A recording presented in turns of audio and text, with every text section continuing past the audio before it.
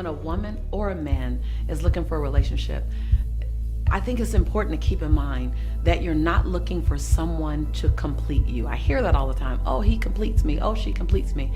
And the reality is, it's your job to complete yourself. Going back to I am my own rescue. Now, when you've done the job, that doesn't mean everything's done. We're always a work in progress. I mean, to tell you, I am not the woman I was 15 years ago.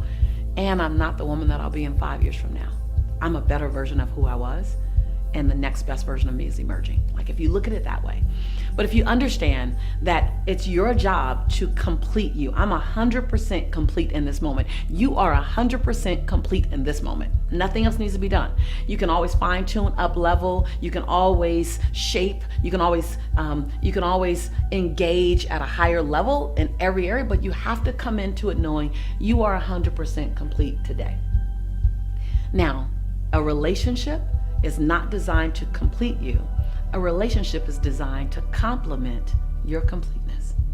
And if you look at it like that here I am, I need to get 100% settled in me, 100% okay with me, 100% loving me. Doesn't mean that there's not a lot that I can grow in, but I cannot look for a relationship and look at the relationship that I'm currently in or the one I'm pursuing as something that's going to help me be complete. Because that's a lot of pressure on that individual. They have to do too much work. And remember, you have two imperfect people colliding together to create the perfect relationship when the perfect relationship doesn't exist. You will have the perfect experience that can exist between two imperfect individuals. So when you look at it that way, and you go, hold on.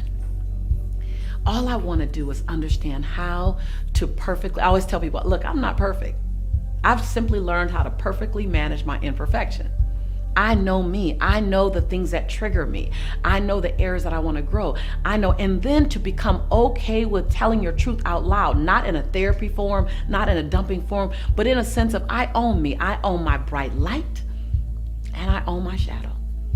So to answer your question, when you say, how do I manage not feeling worthy of a relationship? I would say, how can I fall more madly in love with me?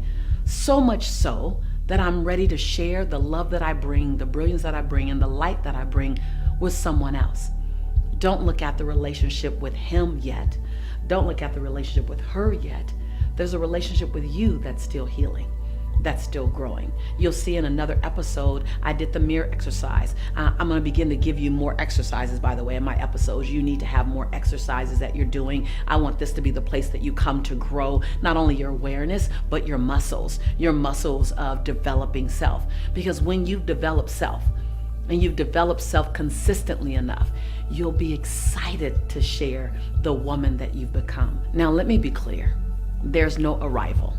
There's not going to be a place, a time, a moment where you're like, okay, now I've arrived. I'm ready to share my life. No. Because the moment you think you've arrived, you'll discover another imperfection. Someone will trigger you. And remembering that the person you are single is not the same person you are in a relationship.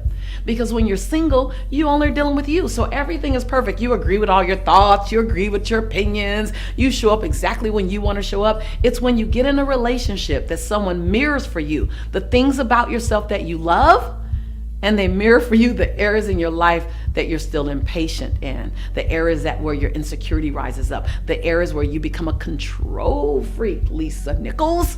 The areas where you still get to release and have more grace and compassion with you.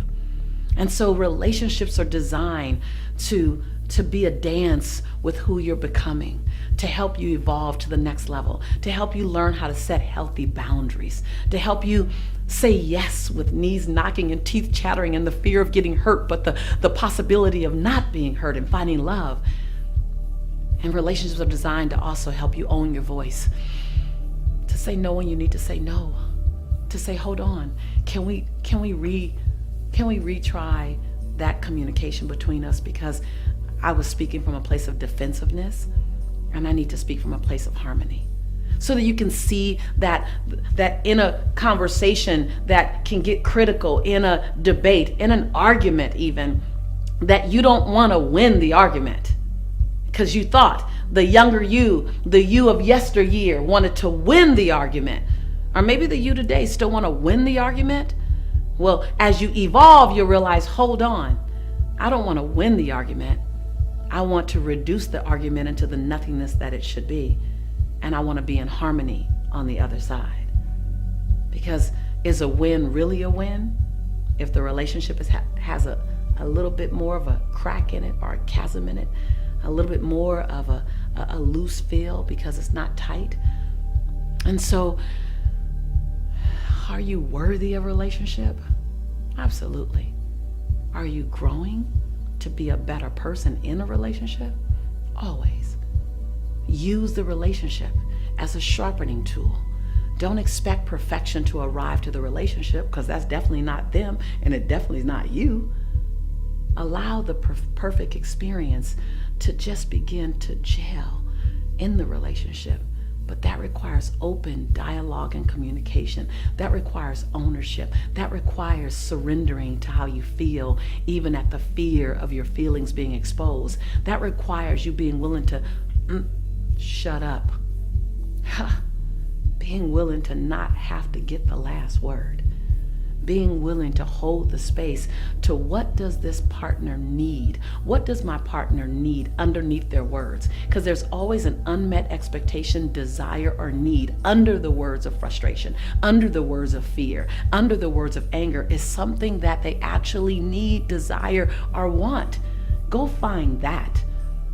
And all of a sudden, when you realize that a relationship is two people choosing each other, mindfully choosing each other, and that the best gift you can give yourself is to every day wake up and say, I choose this person today. And now let me live like, speak like, engage like, and show up like I chose them again. So you're definitely worthy of a relationship. But first I want to invite you, before you ever look at falling madly in love with another person, fall madly in love with you. Because then you bring that love into a relationship.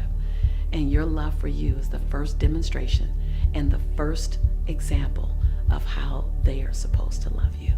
Don't ever expect someone else to love you better than you're loving yourself. The way you love you is the first example of the way they get to love you. Turn up your self-love thermostat and love you bigger, greater, bolder. And then watch how everything else shows up, mirroring how you show up. Remember, this show is not just a monologue. You hear me saying it all the time. What is it? Yes, it's a dialogue, meaning it's a conversation between you and I. I'd love to hear from you on this one. Relationships are always so exciting to navigate, all types of relationships, right? And being available for love and being willing to be loved, being available for love by your family, your friends, and romantic. It's a journey, and it's something that's always evolving. And the woman, the man you were 15 years ago is not the person you are today, so we can always learn it again and again and again. I want to hear what came up for you in this episode. What was a reminder? What was a jolt? What was a aha? What was a BOL? I didn't even realize that. What was uncovered? What was that thing like, And you know, now you can step into your next relationship amazing, or step into your current relationship amazing, or re-step back into a relationship that seems like it's flailing. And now you can step into it with a new vigor, a new vitality, a new awareness, and reignite something that you know you want back. Leave me a comment below. Please let me know what came up for you. Be sure, if you haven't already done so, most of you have, but if you haven't already done so, be sure to subscribe. I want you in my community. I want you in this tribe. After all, this is your home. We are your tribe. And I'm your sister. I'm going to always be your sister. I'm going to always remind you that I'm your sister. It's not for lack of closing. It's not for lack of ending. But sometimes I may be the only person that day that you hear say, I believe in you and I love you. So when I tell you I believe in you and I love you, it's because I do. And I can't wait to see you.